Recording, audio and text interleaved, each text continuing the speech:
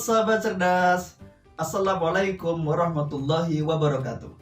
Pada kesempatan kali ini kita akan belajar pada tema 1, organ gerak hewan dan manusia, subtema 1, organ gerak hewan, dan kita sampai pada pembelajaran kelima. Sebelum kita mulai pembelajaran kita, mari kita berdoa terlebih dahulu. Oke sahabat cerdas, sekarang kalian coba perhatikan ilustrasi cerita berikut ini.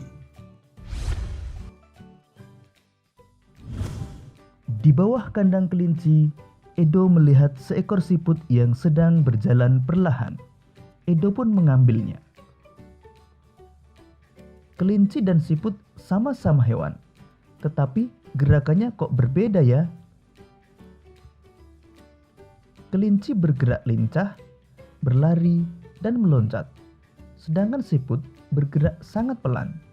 Mengapa bisa begitu ya? Guman Edo penasaran. Sahabat cerdas, Edo penasaran mengapa kelinci dan siput bergerak dengan cara yang berbeda.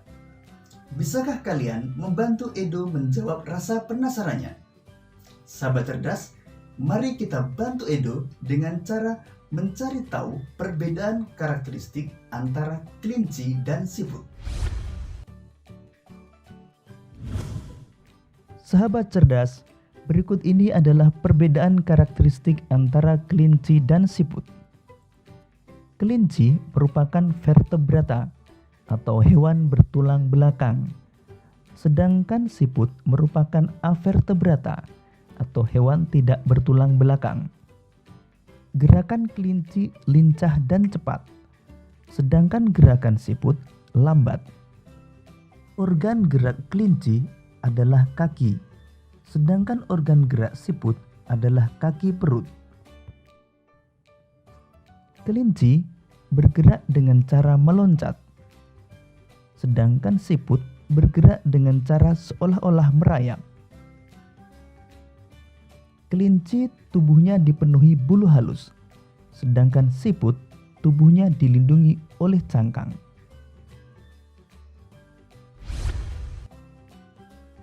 Sahabat cerdas, sekarang kalian sudah mengetahui perbedaan karakteristik antara kelinci dan siput. Kalian juga sudah mengetahui organ gerak siput yang merupakan hewan avertebrata. Di sekitar kalian tentu banyak hewan avertebrata lainnya. Sekarang, mari kita mencari tahu organ gerak hewan avertebrata lainnya.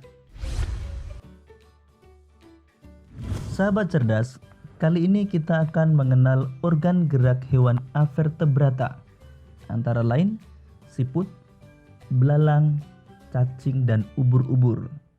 Yang pertama, siput. Organ gerak pada siput adalah kaki perut dengan bentuk pipih dan lebar. Fungsi utama kaki perut pada siput adalah untuk bergerak dan berpindah tempat. Selanjutnya, belalang. Organ gerak pada belalang adalah sayap dan 3 pasang kaki yang berluas. Fungsinya untuk bergerak dengan cara terbang dan melompat.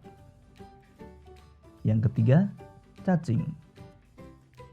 Organ gerak pada cacing adalah otot perut yang terdiri dari otot melingkar dan otot memanjang, serta dibantu dengan organ seta.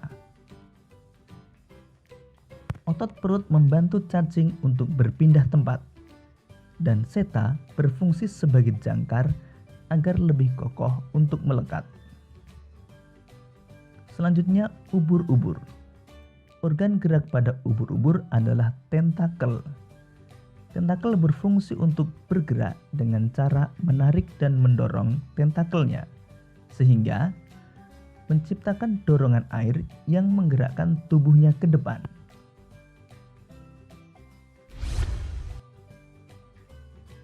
Sahabat cerdas, bagaimana? Menarik bukan belajar tentang organ gerak hewan avertebrata?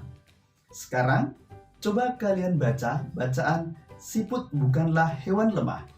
Kemudian, kita akan menentukan ide pokok dan kalimat pengembang setiap paragraf. Sahabat cerdas, kali ini kita akan menentukan ide pokok dan kalimat pengembang pada bacaan siput bukanlah hewan lemah. Untuk dapat menentukan ide pokok, bacalah terlebih dahulu kalimat demi kalimat pada setiap paragraf dengan cermat, sehingga kita dapat menemukan kalimat utama pada paragraf tersebut. Dan dari kalimat utama tersebut, kita dapat menentukan ide pokok. Mari kita baca mulai dari paragraf pertama. Siput, menurut sebagian orang dianggap sebagai hewan yang lamban dan menjijikkan. Bahkan karena gerakannya yang lamban, tidak jarang orang membanding-bandingkannya dengan kelinci.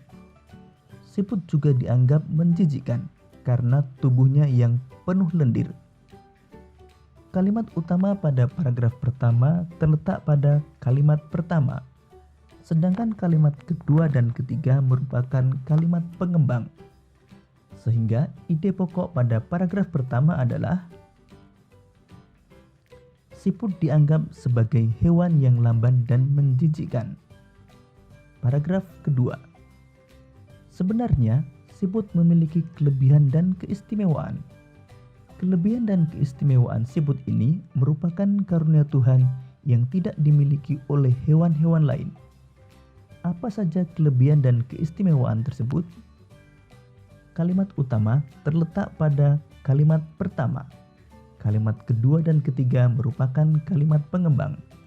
Sehingga ide pokok pada paragraf kedua adalah siput memiliki kelebihan dan keistimewaan. Kita lanjutkan ke paragraf ketiga. Siput merupakan hewan yang berjasa dalam penguraian serpihan daun-daunan. Kenapa berjasa? Karena siput memakan daun-daunan dan menjadikannya bagian-bagian yang kecil atau serpihan sehingga mudah untuk diuraikan oleh bakteri pengurai. Jika benda-benda yang besar seperti daun berubah menjadi serpihan dan diuraikan akan bermanfaat bagi kelestarian lingkungan sekitar siput berada. Hasil penguraian yang diawali oleh siput ini akan berfungsi menjadi pupuk alami sehingga tanah pun menjadi subur. Kalimat utama terletak pada kalimat pertama, sedangkan kalimat kedua, tiga, dan empat merupakan kalimat pengembang. Sehingga ide pokok paragraf ketiga adalah siput merupakan hewan yang berjasa dalam penguraian daun. Paragraf keempat, siput adalah sang pengembara yang mandiri. Meskipun siput berjalan lamban, namun siput memiliki stamina yang sangat bagus. Daerah pengembaraan siput pun sangat luas. Pengembaraan siput dimulai sejak siput menetas. Setelah menetas, siput langsung mandiri. Siput tidak lagi terikat dan bergantung pada induknya. Kalimat utama terletak pada kalimat pertama, sedangkan kalimat kedua sampai keenam merupakan kalimat pengembang. Sehingga ide pokok pada paragraf keempat adalah siput sang pengembara yang mandiri. Demikian tadi sahabat cerdas, ide pokok pada paragraf pertama sampai keempat. Kalian dapat berlatih untuk menentukan ide pokok pada paragraf kelima dan keenam. Sahabat cerdas, kalian telah menemukan ide pokok dan kalimat pengembang setiap paragraf. Cerita tersebut dapat kalian ubah menjadi bentuk yang lebih menarik dengan cara mengubahnya menjadi gambar cerita.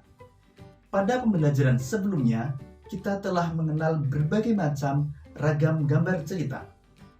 Masih ingatkan apa saja ragam gambar cerita tersebut? 1. Ada cergam, kemudian komik, kemudian pamflet, cover, kartun, dan karikatur. Nah, sekarang kita akan belajar untuk mengenal corak gambar cerita. Corak gambar cerita.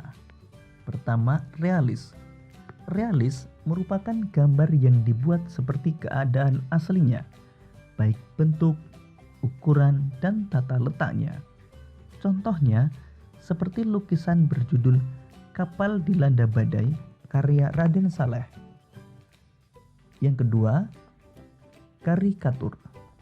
Karikatur merupakan gambar yang melebih-lebihkan atau mengubah dari objek aslinya. Gambar karikatur menyajikan objek dengan karakter yang lucu dan aneh. Biasanya, gambar karikatur mengandung kritikan dan sindiran. Selanjutnya, kartun. Kartun merupakan gambar yang berfungsi untuk menghibur dan berisikan humor. Gambar kartun dapat berupa tokoh binatang atau manusia. Dan yang keempat, dekoratif.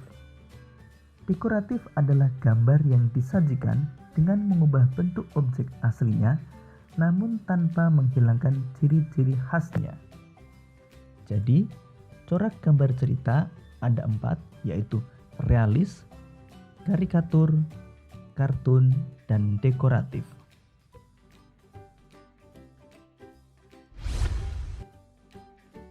Demikian tadi sahabat cerdas pembelajaran kita pada tema 1, subtema 1, dan pembelajaran kelima.